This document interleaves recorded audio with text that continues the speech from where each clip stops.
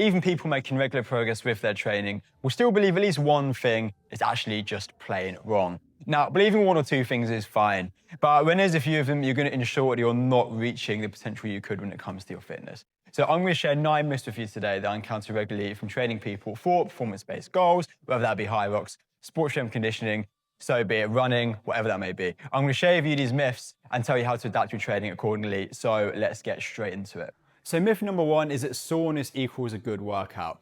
Now, this is completely wrong and requires context on so many levels. So we need to understand the reasons that soreness occurs. So a lot of research suggests that soreness mainly occurs from novel movement. So that's basically a movement that's new.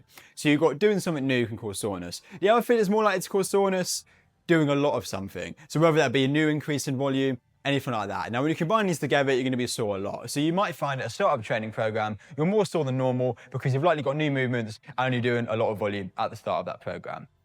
Now, can you absolutely build muscle without getting sore all the time? Yes. Can you get stronger without getting sore all the time? Yes. Can you improve endurance? Yes, you can, okay? You don't need to be sore all the time. If you're chronically sore most days from training, it's likely you might be training too hard and you might be under-recovered. So you absolutely don't want to always chase soreness from a workout. Can it be nice to remind you that if you're doing some, muscle building, that you're hitting the right note when you're trying something new? Absolutely. But other than that, I really wouldn't focus on it too much at all. This next myth is believed by so many people, whether it be people new to the gym or people who are at an elite level. And that is that stretching after a workout can reduce muscle soreness and speed up recovery. Now, both of these things are pretty much objectively wrong, okay, based on the research that we have. Now, before I go any further, is stretching after a workout bad? No, but you need to understand what it does, and that's going to then inform how you use it. If it's programmed correctly, can it improve your mobility or flexibility in the long term? Yes. Is it good at down-regulating the nervous system to get you to a pre-exercise state as a cool down? Yes. But what does it not do? It doesn't reduce soreness the next day. It doesn't flush lactic acid. It doesn't speed up recovery, okay? There's enough research on that now. Stretching can be good, yes, but you need to understand why you're using it. And if you think that's going to be the benefit you're getting, then you're mistaken and you should look to another mean instead. Do you need to squat arse to grass for it to count? The answer is no, and the simple reason is one person might be able to squat arse to grass really easily, the other person might really struggle. Why? Well, there's so many factors here. Femur length, pelvis shape, ankle mobility, just a few. These can cause restrictions and just biomechanical difficulties to get that low. You might notice that taller people might tend to struggle with their squat depth a little bit more than people who are slightly on the shorter side, like me. But either way, there's actually instances where not even squatting to your full range of motion isn't necessarily the best answer. If you're an athlete or you're trying to train for a sport, your strongest position is going to be that half squat. So loading that and being explosive through that range of motion is going to be beneficial. It's not always a reason to squat full depth, but should the average person try and be as mobile as possible and squat as low as they can go? Yes. Does that need to be asked to grass? No. Okay, this is one of the most commonly believed things in fitness, and it's, does cardio kill your strength gains? The answer is the cardio might not, but shit programming could. Now, the reason for that is because concurrent training, so training both strength and cardio simultaneously throughout the week, can actually improve your VO2 max and work capacity and performance. But if you mix 2 intense cardio sessions with your strength training on the same day in the same session, then there could be a negative outlook on both of them. So all you want to really do is make sure your really intense cardio sessions on separate days do really intense strength training. It's not really that hard. You can absolutely get good benefits from both, and I'd argue that 99% of people should be doing some form of strength training and some form of cardio every single week, regardless.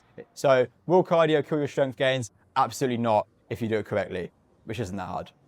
Another myth that I see quite a lot, especially among people who are really into their fitness, is that they always feel battered after training and they think this is how they should feel. Now, sometimes are you going to feel battered after a training session? Yes. If you feel like this after every session, say 3 to 5 times a week, I don't think it should be the case, and here's why. Throughout your training week or block or month, whatever, you need to make sure you have some sessions which are high strain on the nervous system and muscles, and some sessions which are low strain on the nervous system and muscles. Now, if you're always feeling battered, you're always up here, you're never down here.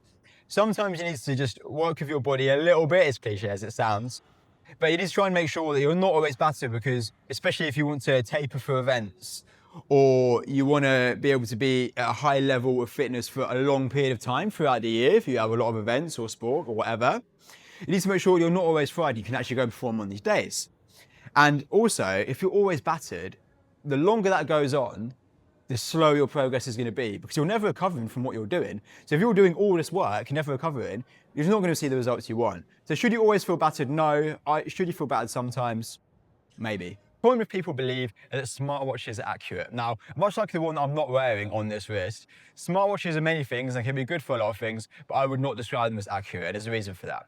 When you go through all the research, when you go through the literature reviews, comparing all these different studies and how they tested watches, whilst there's a lot of differences in these studies, there's very rarely a regular theme that comes through in terms of, yep, this watch is accurate at this watch is accurate at that.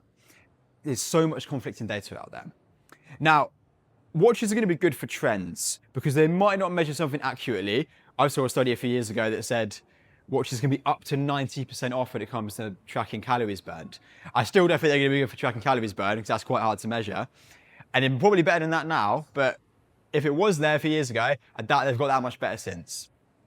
You'll be able to see trends. If you look at things like sleep, you can see a trend, over a few days, if you're sleeping well or not well, if it's getting better or worse, fine. And watches are good for that. Steps, they'll probably be pretty good for that most of the time. You can see if your steps are increasing or not, and not just get to the end of the day and wave your watch around trying to get steps that way.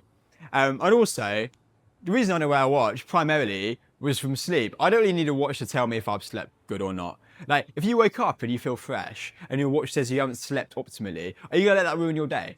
Like, watches can be good, track data with it, look at trends, work little bits out, but just don't rely on it too much because I haven't seen any research that makes me think they're gonna be really accurate for everything you wanna track. Might be fine for steps, might be okay for heart rate throughout the day, but when it comes to activity, when it comes to calories burned, that sort of thing, it's hard for me to say objectively any watch is going to be super accurate, so therefore I'm going to tell you to proceed with caution. Okay, next myth is quite a personal one to me because of all the people I've spoken to from sports, my background's running, okay?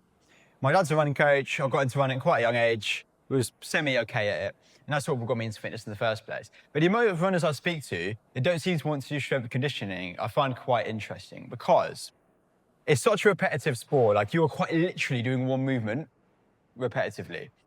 And if you have one weakness in your lower body, your upper body, if everything's in the wrong place, it can become a little injury. It's going to rear its head again and again and again over a long period of time. How many runners do you know they've just had that little injury that's been bugging them for years, okay?